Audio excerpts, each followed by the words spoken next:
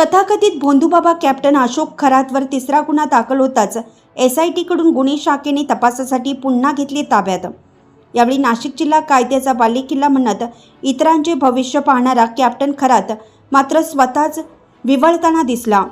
नाशिक जिल्ह्यात ॲस्ट्रॉलॉजीच्या नावाखाली आपले प्रस्थ उभारत नागरिकांची दिशाभूल करत महिलांवर दबाव आणून अत्याचार करणाऱ्या अशोक खरातवर सरकारवाडा पोलीस स्टेशन येथे तिसरा गुन्हा दाखल करण्यात आलाय।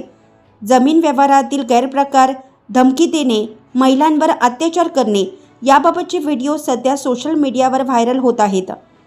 नाशिक शहर पोलिसांनी अशोक खरातला ताब्यात घेत या प्रकरणाची पाळेमुळे किती खोल आहेत याची चौकशी सुरू केली। याबाबत आणखीन कुणाला काही तक्रार असेल तर त्यांनी नाशिक शहर पोलिसांशी संपर्क साधून तक्रार दाखल केल्यास नाव गोपनीय ठेवलं जाईल अशी माहिती सूत्रांकडून देण्यात आली।